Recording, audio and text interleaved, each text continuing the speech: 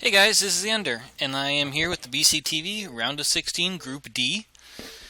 And I read some posts on the forums. I don't know exactly what's going on, but I heard that these were some good games. This is going to be the series from Group D, Sky versus Hero. So let's jump into the games. In the bottom left position, the yellow Protoss. This is going to be Sky.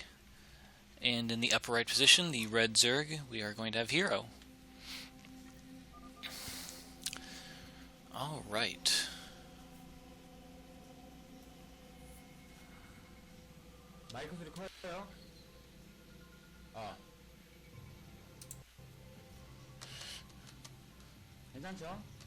Sorry about that, I had to adjust something. Alright, so yes. Anyways, still in the round of 16. As of today, the round of 16 has finished. It has finished running. I haven't seen any posts about the dates of the round of 8, so I guess I'll keep doing round of 16 until I start seeing the VODs for round of 8. Alright, looks like a pretty standard opening. Actually, no, that's not right. So this is a Protoss versus Zerg. You would expect to see that first pylon on the low ground so you can do your Forge Fast Expand. But it looks like Sky has gone for a one base play. Of course, one base play is, more aggressive. You get your tech earlier, but you find yourself considerably economically behind if you go into the long game. So this will be interesting. On the other hand, from Hero, we are seeing an overpool. So I'm pretty sure this will be good. You don't want to go too fast with your, too expansion heavy. If you're going against a one base play, you're going to have to get out your tech. Oh, and it's a 2-gate. In base 2-gate. Alright, so of course 2 gates, very aggressive. Oh, and I should probably say I'm pretty sure this is Fighting Spirit again. We've been seeing a lot of Fighting Spirit. But this is a ramped map, so even if the 2-gate doesn't work, put some Zealots on the ramp, and Zerglings can't counterattack. But, so we'll see how this is going to go. Pool is down. Hatchery at the expansion. The natural is fine. Drone Scout for Hero is going to find, yes, Sky very quickly. And, ooh, the drone gets in. He's going to see both of the gateways. That's actually a really big, pickup just to see that. Of course, scouting is everything when you're talking about rushes. Chances are we're going to see a fair amount of Zerglings coming out of Hero. In addition to the fair amount of Zerglings, I'll expect him to get at least one sunken colony at the natural. And then he should be completely fine since he scouted it. On the other hand, for Sky, he's going to have to do what he can to come back economically because he's going to be pretty far behind. Even if he does defend himself at home, the fact that he doesn't have an expansion, he won't be able to get an expansion and keep it safe for a while is going to be a problem for him. But alright, so we see the first Zealot is grouping up with Zealots number 2 and 3. Got a drone at the natural for Hero. He's going to place that sunken immediately when the hatchery finishes. And, so yeah. Micro battle to commence soon, as soon as the Zealots get there. So it looks like we have at least 8lings. Whereas 8lings would lose to 3 Zealots. They just have to buy some time for the sunken, and there's reinforcements. Well, alright, sunken's finished. And really good defense. I don't think any lings have gone down yet. And it looks like Hero's going for this round. Alright, he surrounds one of the Zealots, gets a good kill on that.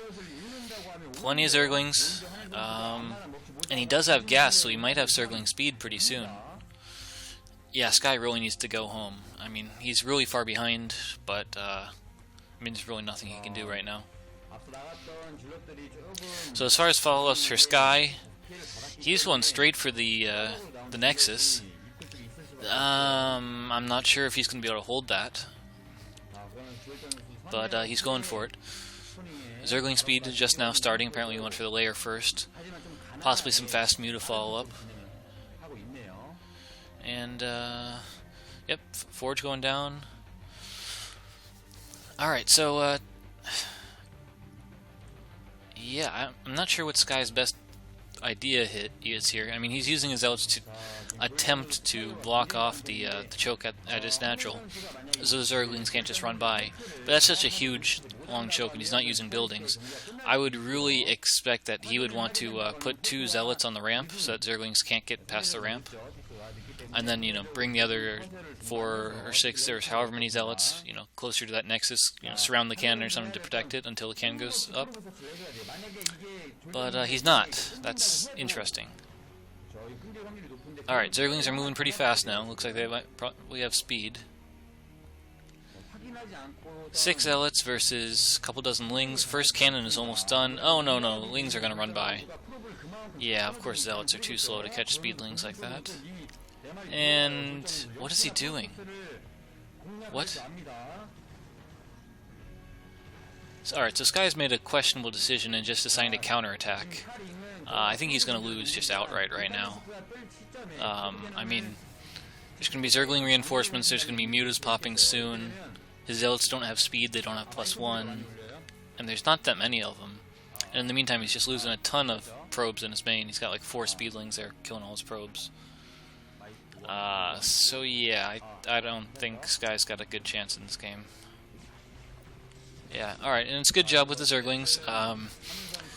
Of course the Zealots still... I mean, Zealots are just very much better than Zerglings in general, but he doesn't even have to fight them here. He's just blocking the ramp, letting the Sunkens do all the real work, waiting for the mutas. So, actually, those Zealots really should stay by the Zerg base, that the mutas are forced to stay by the base as well, and buy himself a little bit more time. Looks like somehow Sky did manage to clean up those 4 Zerglings that were in his main with good probe drills, but his anti-air defense is kind of lacking. Is that 4? That looks like 4 photon cannons in the main, but only one of them's up, and it's already mostly dead. Alright, it's down. Next one's coming up. But there's like 6, 7 mutas. Oh man, 4 cannons, that's so many minerals, and it just dies instantly. He focuses down 1 mutalist when another muta joins the pack. And, alright, yeah, this is game. The main is going to go down. And in low numbers, I know it sounds stupid, but I almost think like a scout would be better than a Corsair. And of course, scouts only do half damage to mutas, but I mean, Corsairs they do splash damage. They can't like pick off mutas. And the mutas are too maneuverable. This is not looking good. All right, we have a single brave Corsair out, and he's gonna chase those mutas, and he's gonna die in like 2 volleys. Okay, he's doing quite well. He died in 4 volleys. But of course, Goon's only doing half damage as well. But they've got enough health that they can actually tank some shots. Yeah, alright, it's too much. Okay, so Sky calls it GG, game 1 over. And it's a best of 5, so we still have plenty of time for him to come back. I'll see you guys in game number 2.